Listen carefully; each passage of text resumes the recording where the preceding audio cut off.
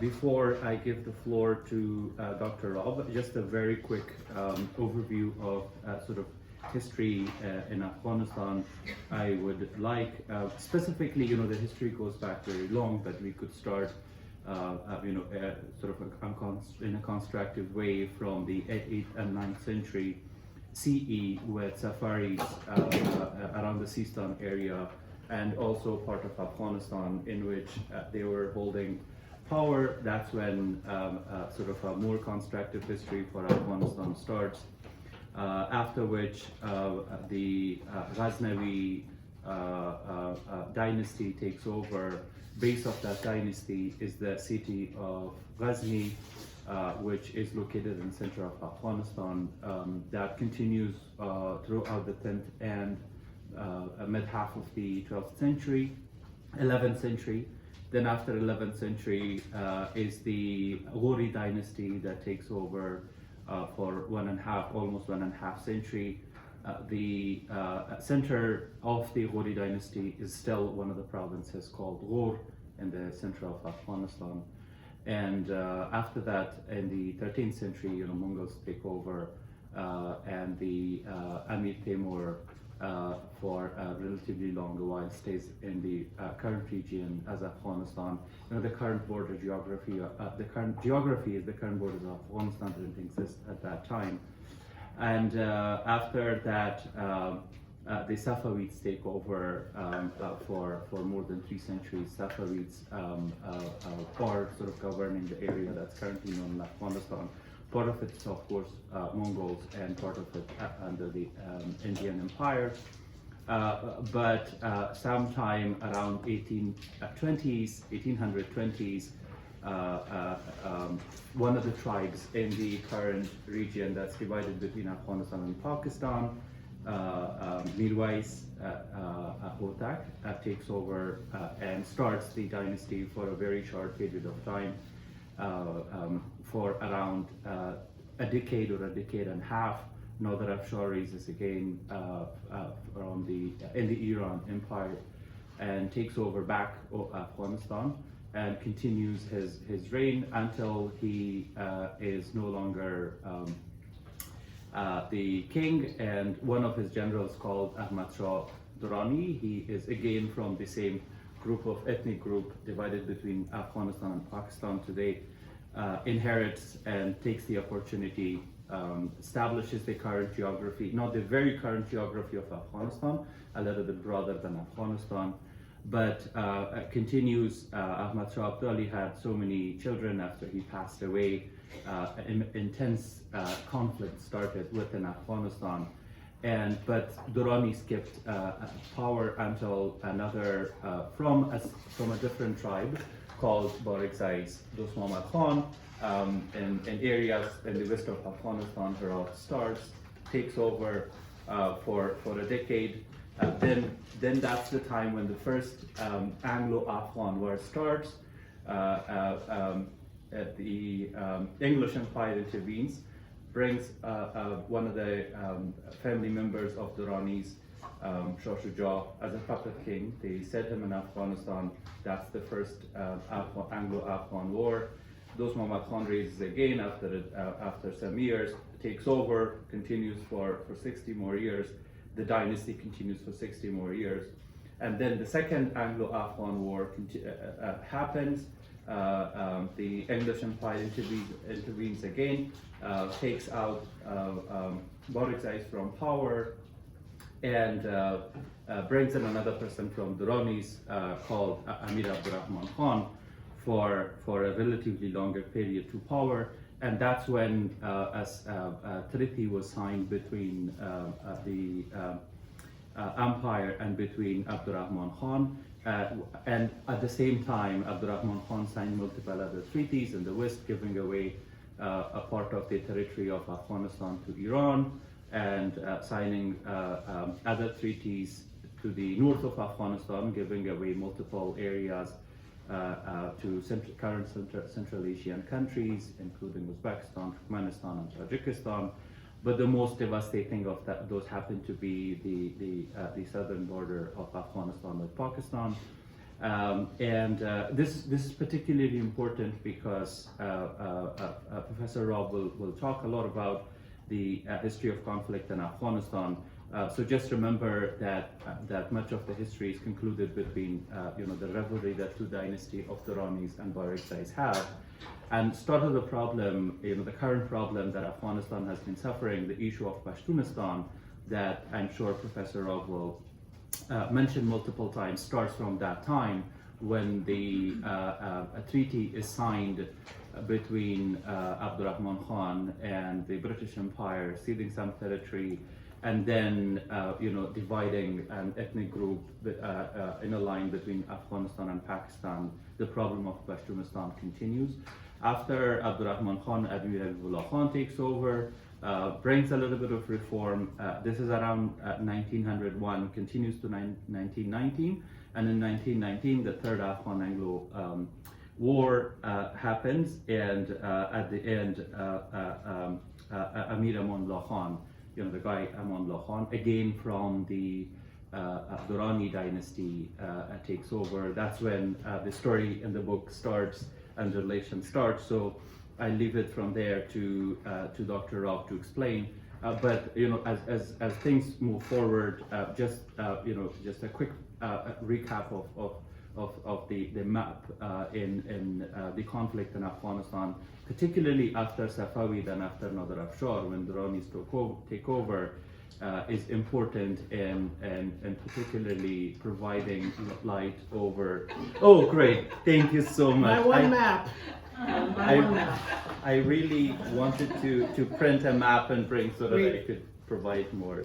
We sprung for a map. Yes, over to you. The torch has been passed. Okay, thank you very much. I'd like to thank Nasir for his warm and generous introduction and very extensive background.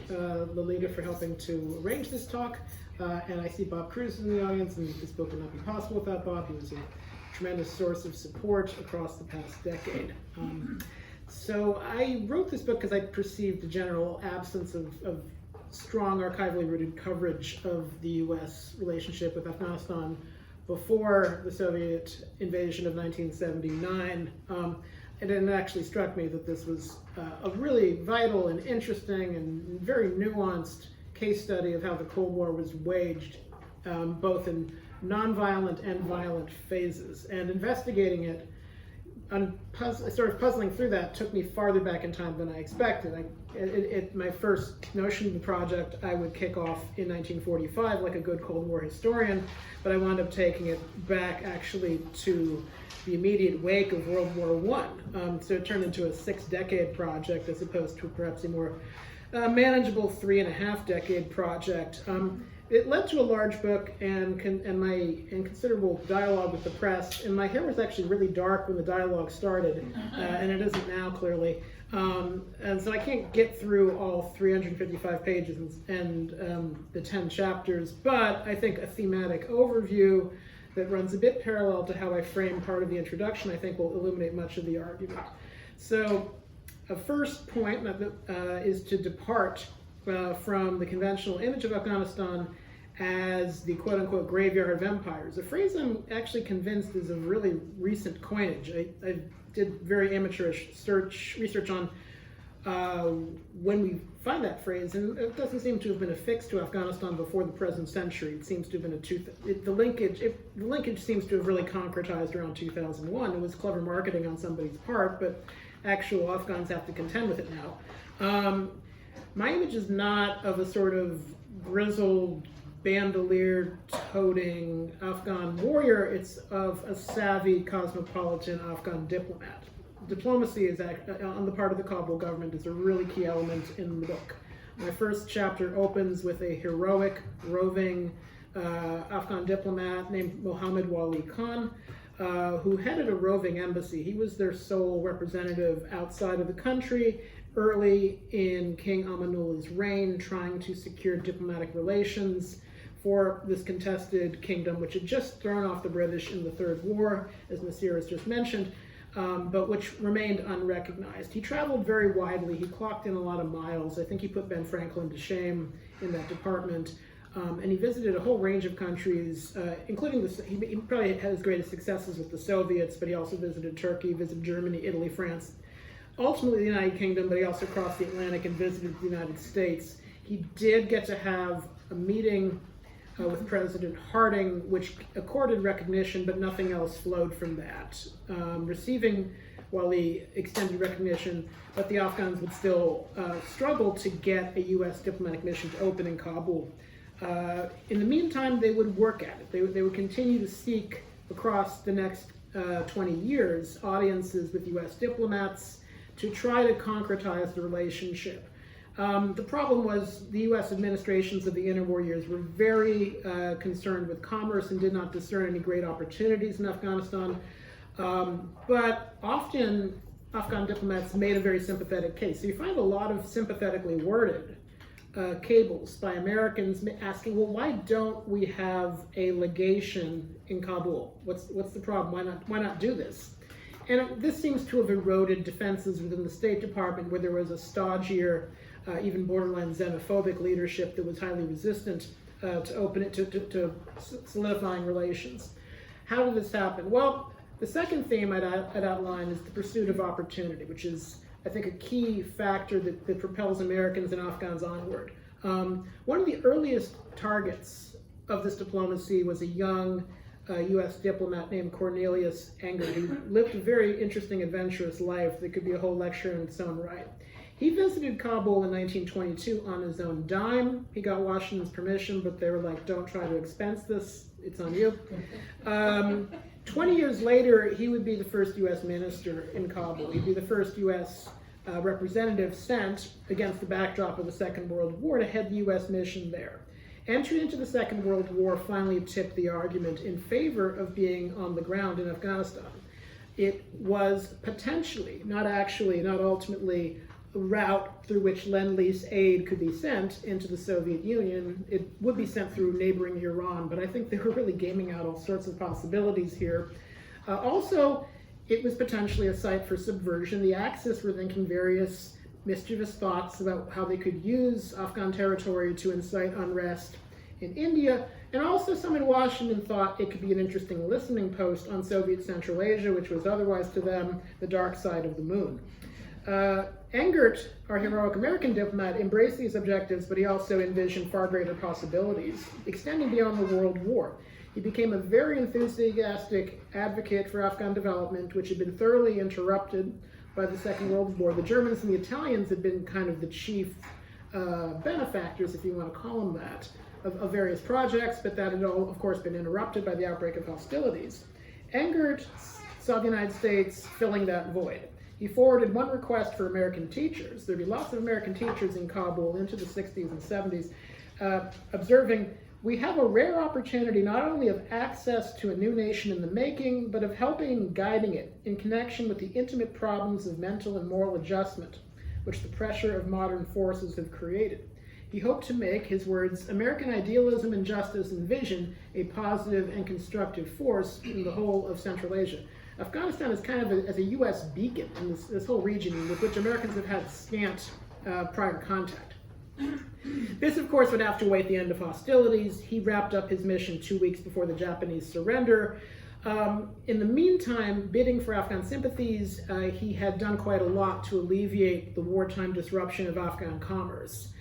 Afterward, with this opportunity widening, the post-war months witnessed the arrival of one American firm whose contacts had been arranged by that diplomatic mission, and which would play a pivotal, and I would say entirely negative, role in the development of Afghan society. The once famous construction firm Morrison Knudsen, which left a huge imprint on the American West. They were one of the firms involved in the BART project in one of the later stages of their existence. They also cooperated on what we call the Hoover Dam.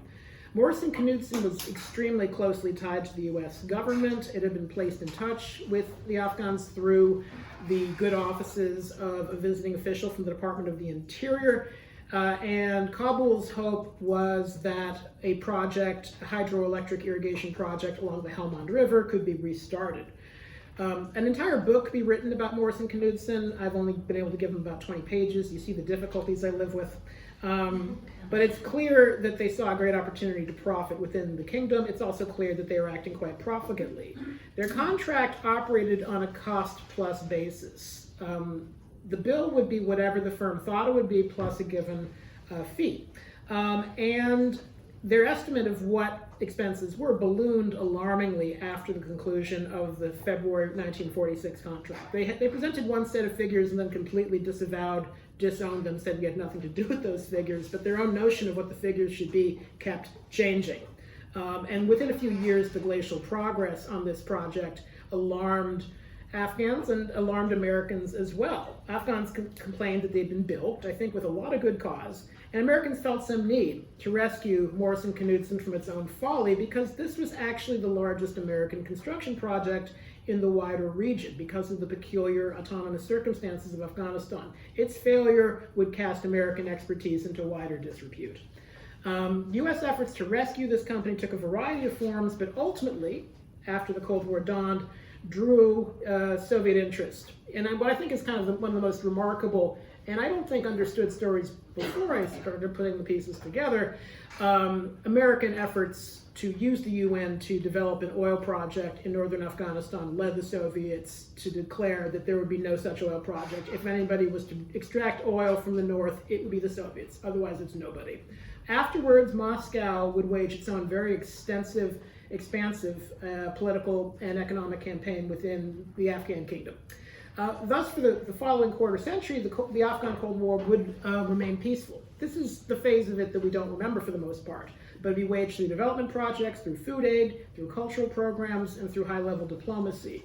In that sense, it has an intriguing resemblance not to battlegrounds like Vietnam or Korea, but to symbolic battlegrounds like India or Egypt, or for a stretch, Indonesia. Although the geography in this case is peculiar, it's distinct. You might wonder why the United States committed so extensively to a country that was so far from its own borders, so far from a port, and so close to the Soviet Union. And of course, as Nasir has indicated, Afghanistan was also always at odds with its eastern and western neighbor, with Iran, especially over a dispute over the waters of the Helmand River, and with Pakistan over the border that the British had drawn, the Durand Line. So why make that commitment? Here's where the third theme comes into play. The tireless efforts of U.S. personnel within Afghanistan had a compelling force. Engert had done this during the Second World War. He was succeeded by a variety of not especially famous, but I would argue fairly formidable diplomats who made the case for U.S. involvement. One character I dwell on a little bit was I'm not just saying this, a very odd gentleman named Angus Ward, who was sent there in the late Truman period, who was present during the Eisenhower years, who was an avid hawk, an avid anti-communist, and who made the case actually, rather than thinking of Afghanistan as being at the periphery of the Cold War, it should be understood as the center. It was along the main line of Soviet advance, theoretically toward South Asia, or perhaps toward the Middle East. And because of the circumstances of his diplomatic mission, because there was not, shall we say, a lot of Afghan expertise in the United States, diplomats in Kabul had a very high claim to expertise. They could have a greater influence on policy than their counterparts in other places necessarily could. It was hard to challenge them on a factual basis. As John F. Kennedy later noted, with a different appointment, it made a great difference who was sent to a post like Afghanistan. And so lobbying from the embassy level would succeed for a while.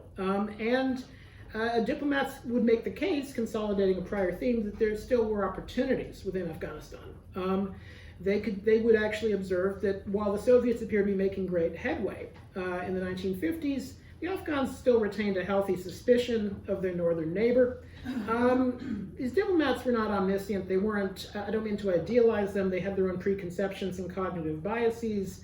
I have plenty of interesting things to say about Ward, but at their best, they could challenge assumptions at the grand strategic level in Washington, and they could note deficiencies in sort of high-altitude strategies and improvise local solutions, because Afghanistan never fit neatly in one or another Cold War box. Its existence, not extremely spectacular paradoxes that it involved, required some adjustment on the local level. And so those local improvisations could actually make a tremendous difference. They had during the Second World War. They could as well in the early 1970s, for example, when Afghanistan faced a very terrible drought and famine.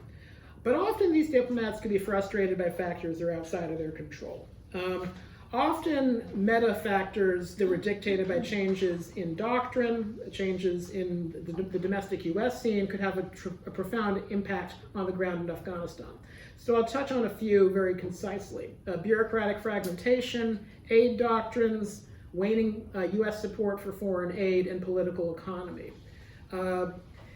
At the height of the Second World War, one State Department official wrote very wearily, "It's reported that the Department of State is charged with the formulation and execution of US policy, but we have to go about with cup in hand, begging a handout from some other agency to enable us to do what ought to be done." That was true in the Second World War. It was true afterward. The task of aiding Afghanistan involved a bewildering array of different agencies, including the Export-Import Bank, the Civil Aviation Board, various aid agencies that the names kind of kept changing until finally the Kennedy years. There were private actors like Morrison Knudsen, Pan American Airways, privately hired financial advisors.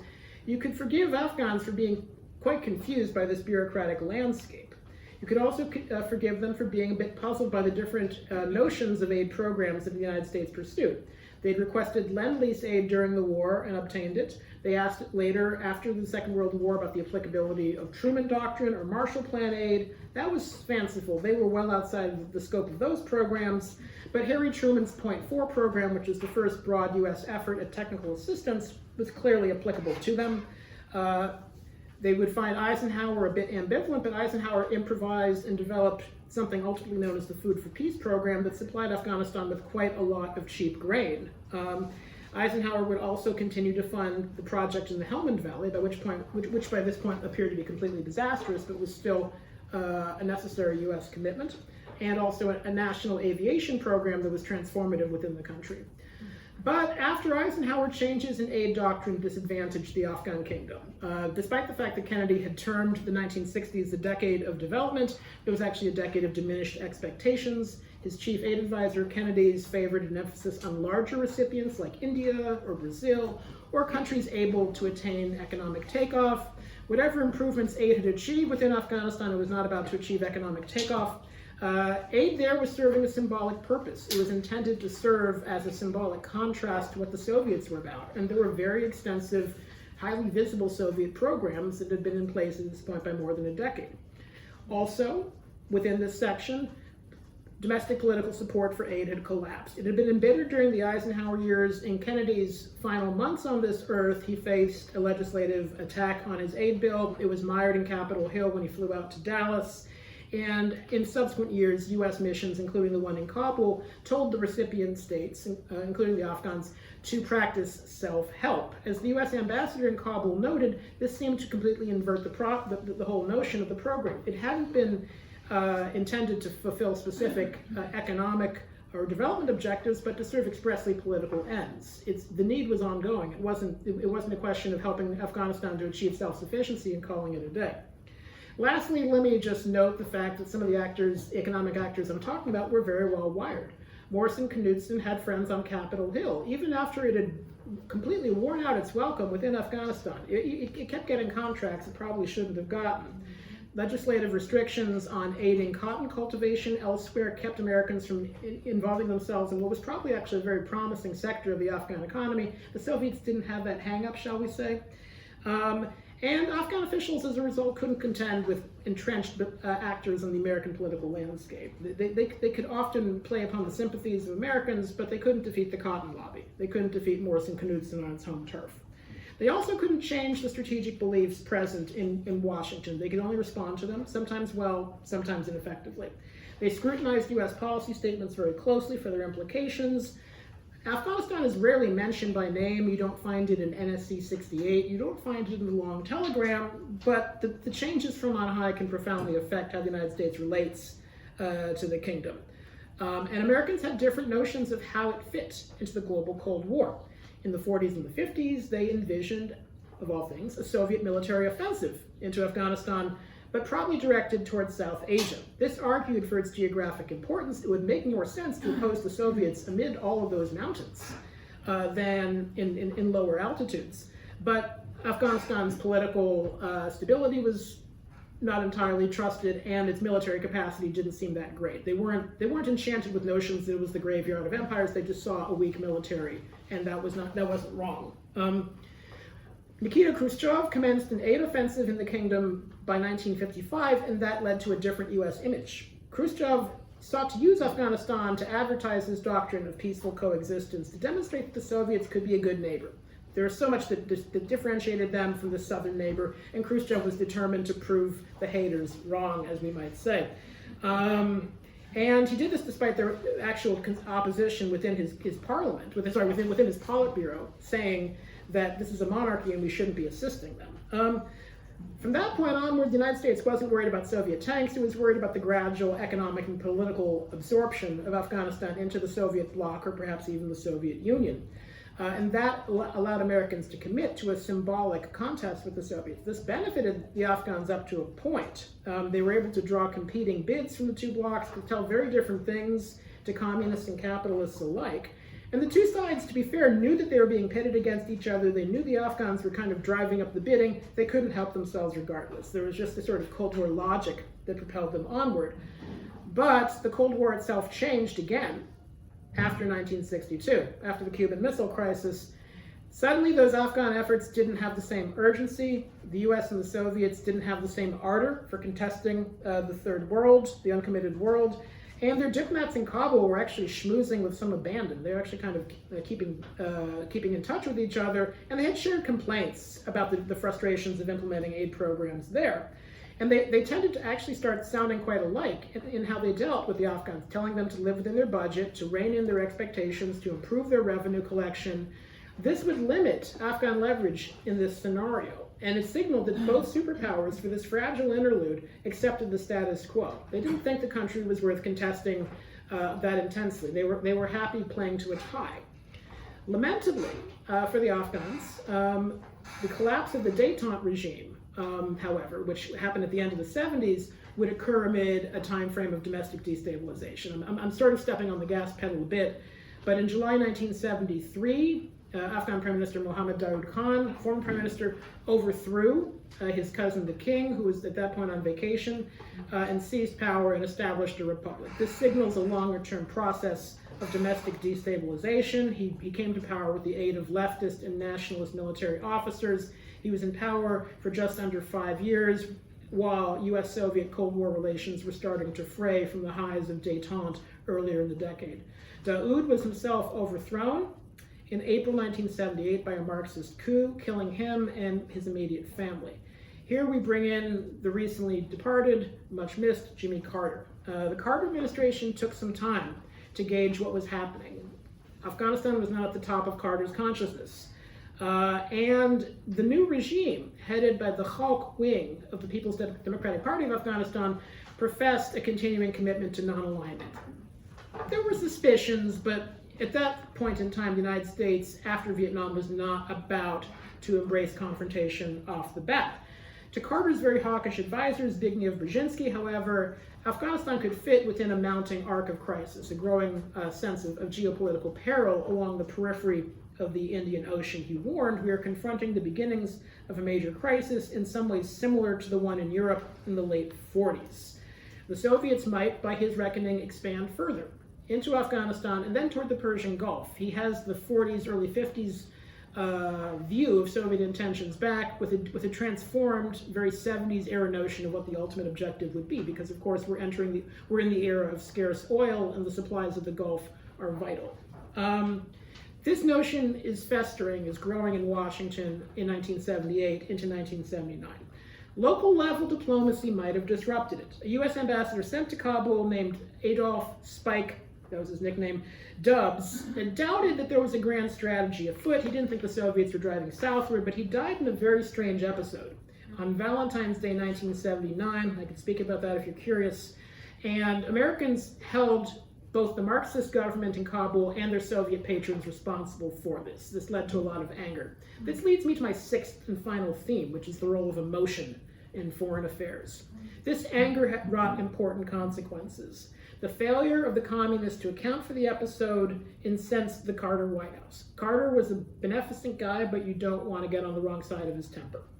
Carter could be seen consoling Dubs' widow and daughter at Andrews Air Force Base. His vice president, the late Walter Mondale, headed the official delegation of mourners at the funeral, and both men were visibly angry afterward. Zbig, Carter wrote at one point, get CIA, state, congressional leaders to hit back. He wrote this after the Soviets accused the United States of sponsoring a revolt against the regime in Herat, the western city, in March '79. There's no basis for the Soviet accusation. Carter came by his indignation honestly. Mondale said aloud, the Russians are getting away with murder, and we should not take it. And one can see echoes of this anger in subsequent acts of policy, in their consequent July '79 approval of an initial tranche of assistance to rebels against the regime, and the general suspicion of communist policy within Afghanistan.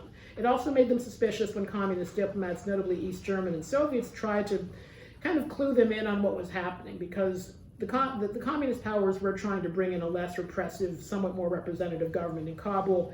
The odds of this succeeding were not great, but American skepticism didn't help matters. This is all a gloomy picture, and it leads us to Christmas of 1979 and the Soviet invasion, but I should close by mentioning a different emotion with a far more durable effect across the time frame I study, which is affinity. It surprised me a long time ago, but researching this book demonstrated beyond any reasonable doubt the power of American affection for Afghanistan. I found it on the printed page, in the reminiscences, spoken and otherwise, of Americans who'd lived and worked there. There's something about the place you just love, one ambassador wrote. Vice President Spiro Agnew, nobody's idea of a teddy bear, marveled, the Afghans seem to think and react more like Americans than any Asians I have thus far encountered. It elicited sympathy and affection from its American guests, and those feelings sadly stand in stark contrast with those Nasir alludes to today. The difference is dispiriting, but it also suggests that this is a contingent story, that there are a lot of twists and turns in it. I'd say that, in closing, that Afghanistan's collapse sprung not from innate factors, but from its complex interactions with the great powers and the proclivity of the great powers to affix ambitions and fears to the country. American actors played a necessary, influential, and ultimately unfortunate role within this story as spirited participants within this Cold War. Days of Opportunity illustrates the ebbs and flows of superpower diplomacy in a largely nonviolent battleground, and then the fundamental changes, local and global, that brought so much death and destruction. It's much more a story of contingency and adaptation than of grand strategy, and it's, for me, a cautionary tale about the perils of misperception and of formulating strategy from afar. In that sense, I think it's the quintessential tragic Cold War story with consequences that extend up to our present. So thank you very much for your attention, and let's talk over it. Rob, can you just say where people can get the book, where it's most beneficial to you and not the billionaires of the globe? Assuming you're not one of them.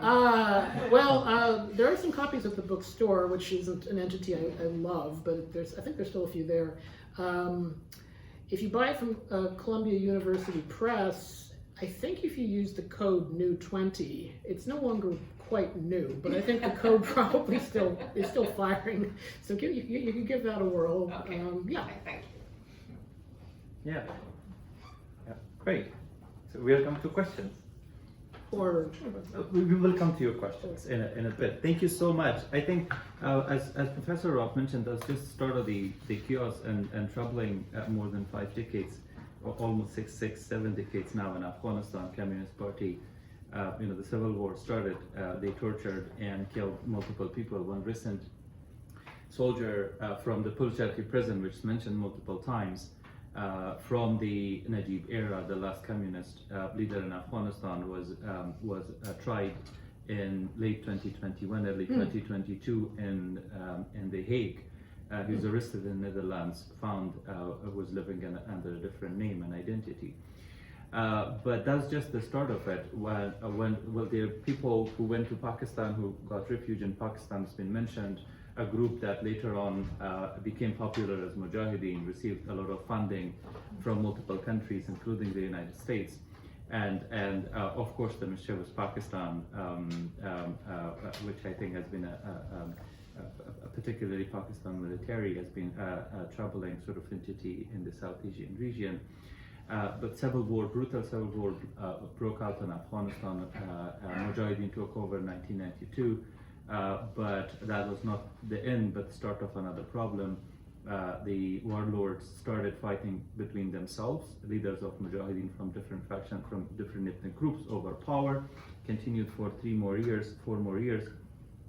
The second group from almost among them emerged from Pakistan, called they called themselves the Taliban, supported highly by the Al-Qaeda, that was led by Osama bin Laden, which at some point I think even in the US was praised as the Saudi who was marked his forces for peace in Afghanistan when Soviets invaded, but later on went the wrong way, of course, in Afghanistan. They took over 1996 for almost 5 years. Brutally behaved, within Afghanistan, killing a lot of people, a huge number, millions of people internationally displaced. The US intervened finally after 9/11, 2001. We had, after the Bonn Agreement, no constitution in 2004, a new government, and the story goes back to Durranis and Barakzais. The US perception, we need to bring somebody who can rule, and the perception stems back from those ideology of having Durranis in power. They bring in a person from Durranis, from Kandahar. He is president for 10 years.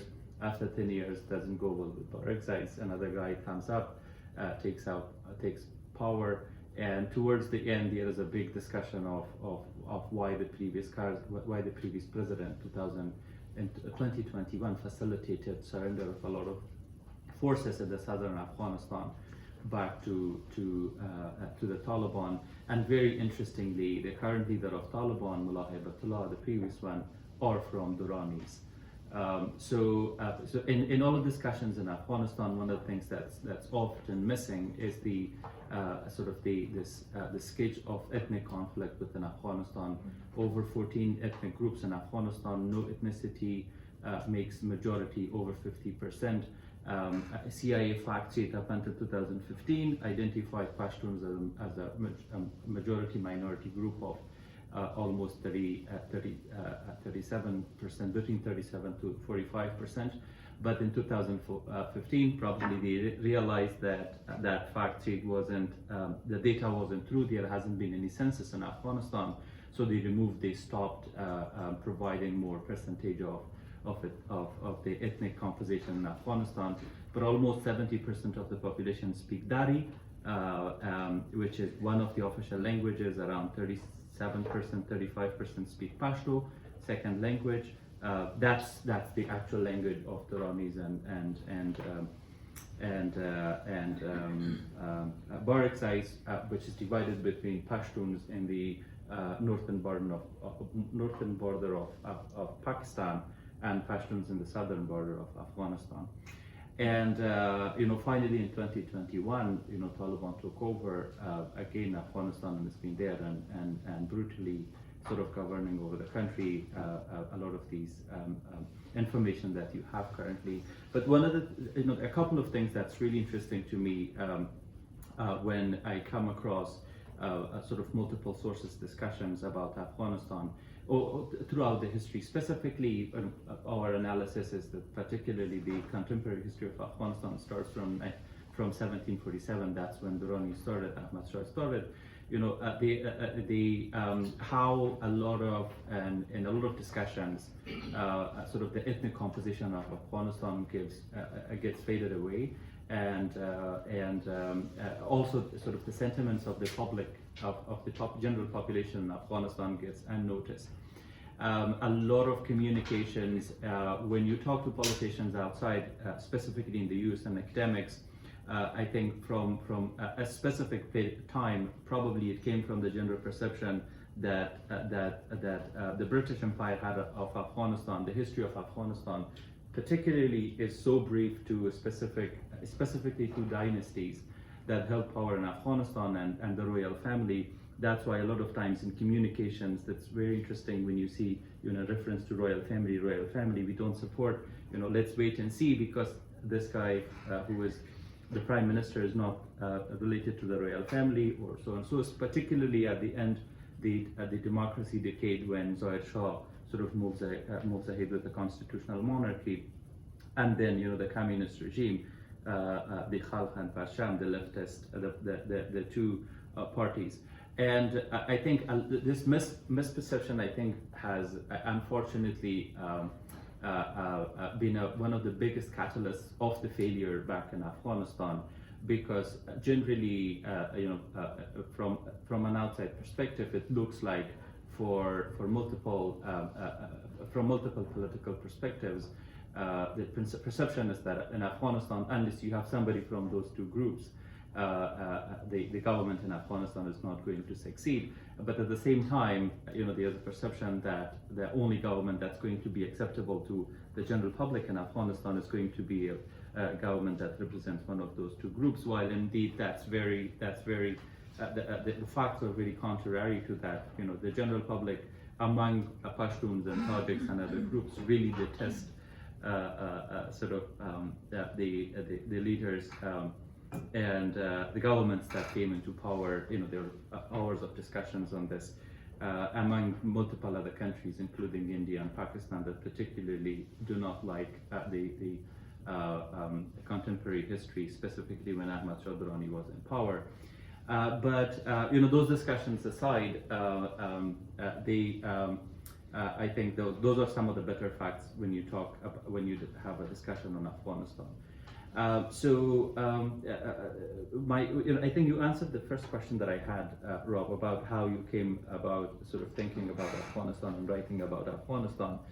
But my question in the current sort of situation about Afghanistan is, as mentioned, I am sort of witnessing again that Afghanistan issue and Afghanistan studies has been fading away. Diplomacy towards Afghanistan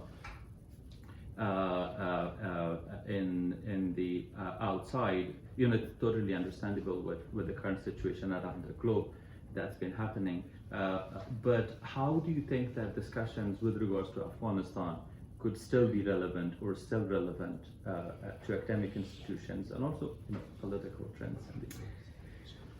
I think it seems to find a way to keep reemerging as a site that's geopolitically important. And Americans find different ways to discover that importance over the time frame I look at.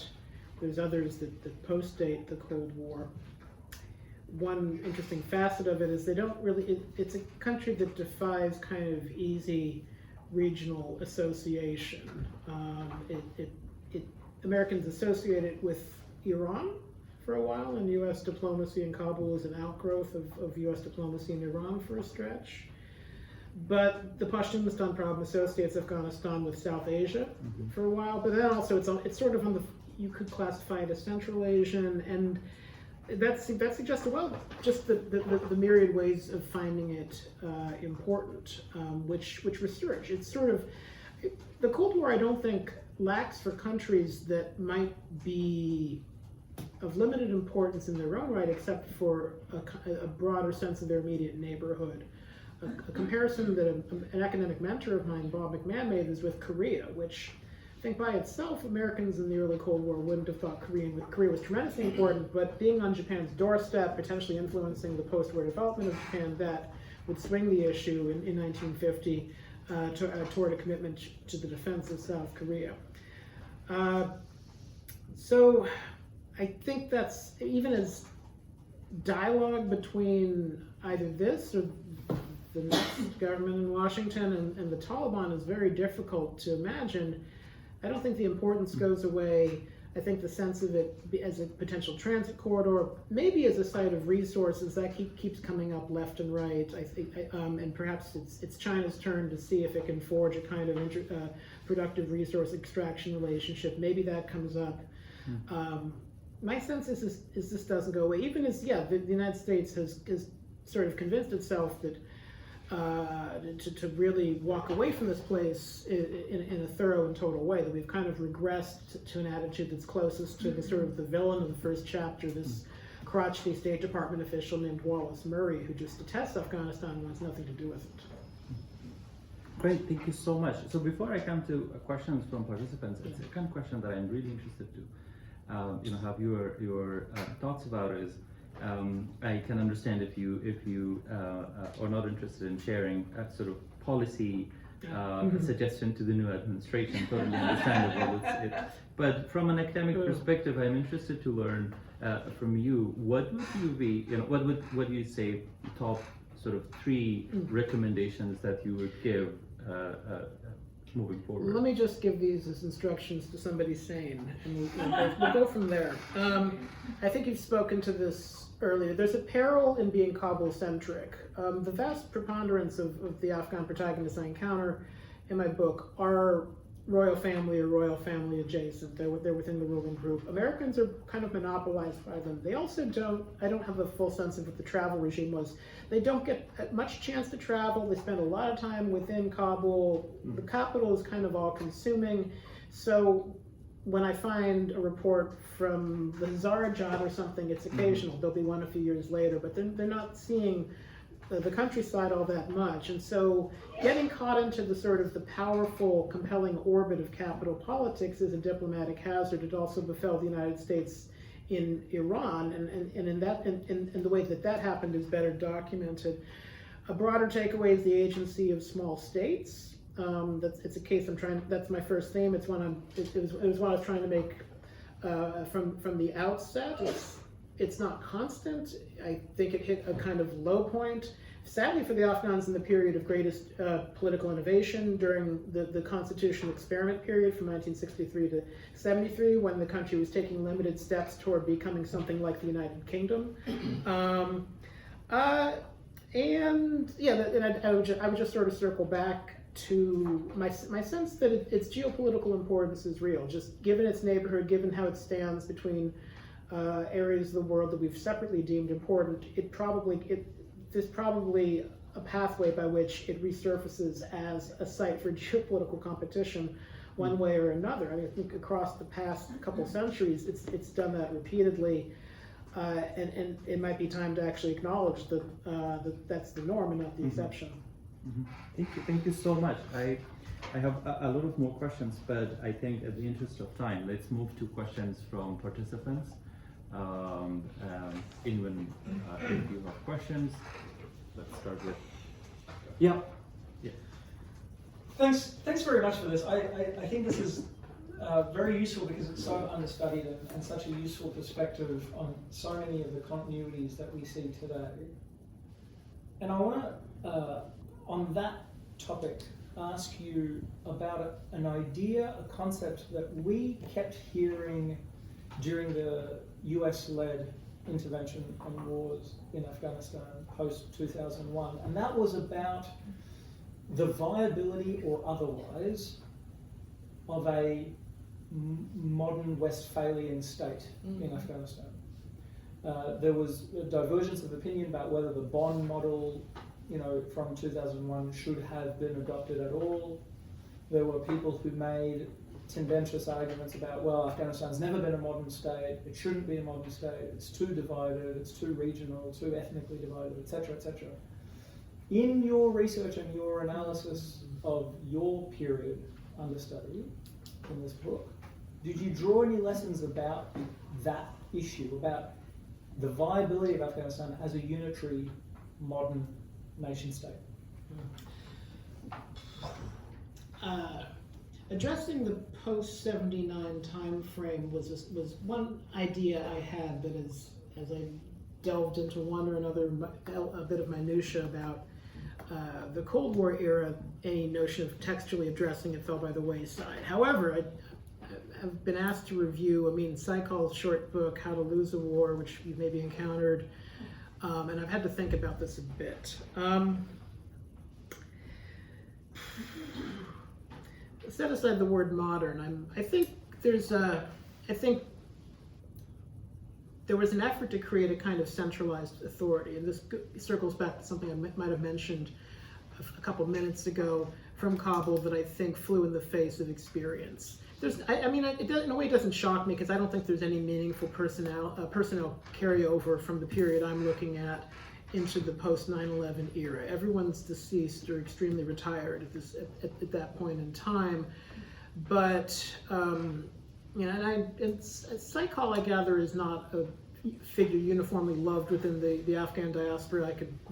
I'm curious about this, but his point that too much power was accorded to Karzai, that Karzai would loom too large, that a presidential system set in Kabul would fly in the face of Afghan experience, that all seems well grounded to me. It seems like a system that should have been more loosely federal without overweening state power, that would bring back bad memories of maybe the DRA, of the Marxists who started inserting themselves in all sorts of local institutions. And Daoud had an ambitious agenda, but I think he knew either from his 50s experience or he knew in the mid-70s, he seemed to have gotten in some ways more cautious with age to take his foot off the gas pedal and to avoid overexerting the state. What's interesting, and I'd like to get into the text of this, and I'm not, perhaps you could help, they made efforts to reach back for the continuity of the 1964 Constitution, but I think they found ways to replicate what was worst about it without emulating what the strengths of that system might have been. There's also kind of dismissive treatment, and this might be a divided issue, but the United States did not take seriously bringing back the last figure who would have had any legitimacy, Zahir Shah, who was at that point extremely elderly, and who was, never a very forceful person, but who might have bequeathed perhaps some measure of continuity and legitimacy. Instead, here's this Karzai figure whom I don't believe was widely loved or trusted. Political parties, which didn't exist in the constitutional era, which is a really sad, interesting phase, which I wouldn't call myself a South Asianist, but it demands further historical explication. Political parties didn't legally exist in the 63 to 73 phase, and the Bonn Constitution, the Bonn system, didn't really support them either. So of all the things to bring back from the constitutional experiment as you're summoning the ghost of the 64 Constitution, why do that one? That's my thought. Mm-hmm. Yes. Thank you so much for this excellent discussion. I have a question about the comparisons that we always make between Syria and Afghanistan, and like the same kind of pattern sort of repeated in Syria in terms of the people who oppose the what is the evil regime basically. They increasingly turn out to be Islamist, and some blame the US for the growth of Islamism as a result of that in both cases. So what really went on in terms of Islamization of the opposition of the ruling regime in both 79, post-79 Afghan case, and also in, of course, it is serious, another topic that you don't cover, but there seems to be certain patterns there. What is your take on that? It doesn't come up so much in the story I tell because it's only starting to make its presence felt. Although it does flow as a consequence of U.S. reforms. One of the most pivotal things the United States funded within Afghanistan was the central campus of Kabul University, which would be a very exciting place to be in the 60s and in the 70s. You had sort of an emerging Islamist generation, also an emerging Marxist generation, apparently getting into a number of brawls with each other. In the summer of 1975, in a still pretty nebulous episode, supported by Pakistan, possibly only supported by Pakistan, efforts to attach this to Henry Kissinger, I don't think quite have the documentary basis. There was a brief-lived Islamist rebellion within Afghanistan, which I think was Pakistan under Bhutto trying to rattle Daoud. Bhutto had all manner of difficulties in the borderlands, and it was a shot across the bow. And he opened the spigot in the summer and he closed it thereafter. That's where it emerges most directly.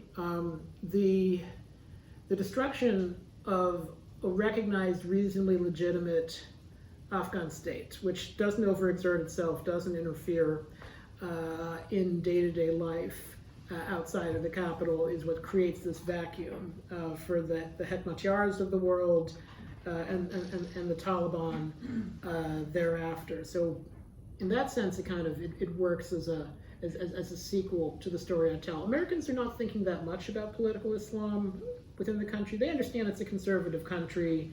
They don't encounter, being invited to an Afghan's house is a big event. It doesn't happen all that often. It's kind of legendary, actually. There seems to be a kind of 9-to-5 rule about how you encounter the host government. But they treat it as a sort of traditional conservatism, not a sort of back to the basics fundamentalism. And I think that's enormous. And it is measurably changing. There are photos, of course. Kabul in the 70s was not a place where headscarves were necessarily the rule, and so on. Yeah. Yes. Hi, thanks for, this was excellent, thank you.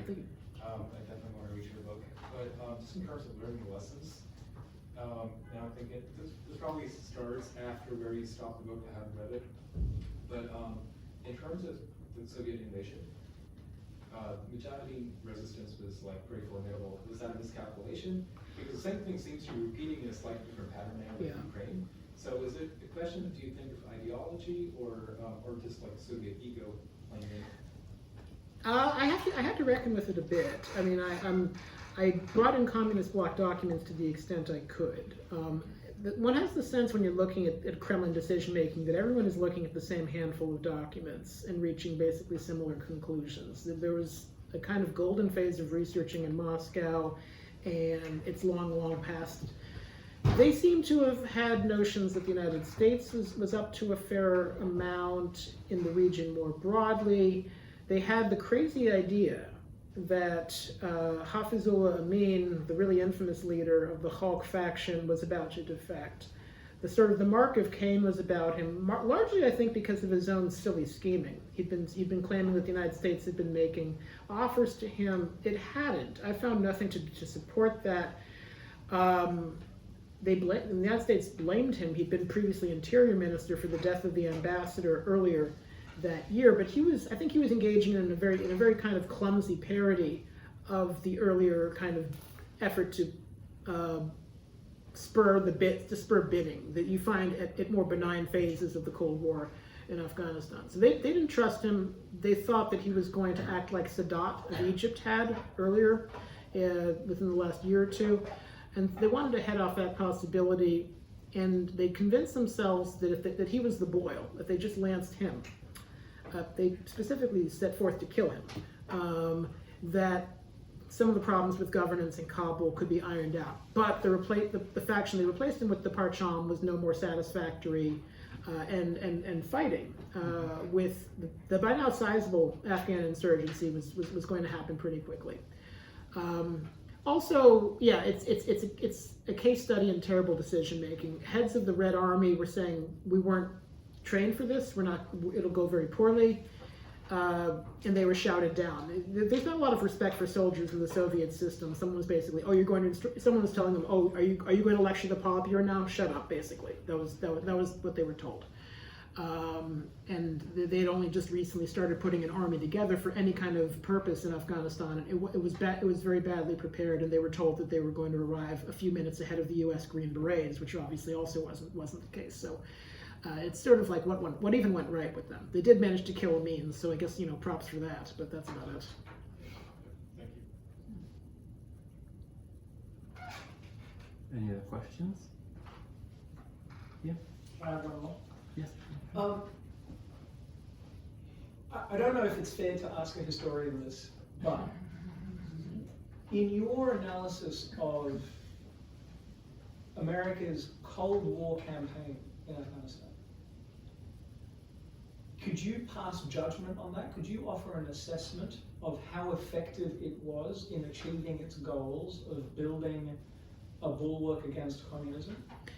I think it sufficed. I'm quietly a little positive about it. I think the fear-mongering of certain stages gets excessive, but I think I think there was. I'm sympathetic to people in my book who argue that there's a need to maintain this on a political basis. That you can't plan this thing to be self-closing. Done properly, it could have had a stabilizing effect. But I think the introduction of exogenous considerations keep changing up the program, keep changing up how it's implemented, keep changing the criteria before the Afghans, and that's bad. That's if Kennedy had, for example, wanted to be able to pursue multi-year lending, he thought that would have a stabilizing force, but Congress wasn't going to play ball even when Kennedy was still in his honeymoon period. So there's a sense of a mixed verdict as far as the aid program goes. But in terms of the diplomacy, I think I have to come to a pessimistic verdict because the United States ultimately failed to maintain what was I think a tenable détente with the Soviets in Kabul. I think it would have made sense to maintain a channel of communication to communicate intentions back and forth. The mutual understanding existed into the 70s. It's subsumed by everything that's happening in the region. But if you paid attention to the Soviets in Afghanistan, they didn't feel extremely comfortable there. But at least after the coup, they're uncomfortable in a different way. Soviet ideology did not look at this country and put it at the top of a list of ripe for communism states. They were happy with the status quo. Finding ways to perpetuate that mutual contentment with the status quo would have served everybody involved. In that sense, the verdict winds up being very negative.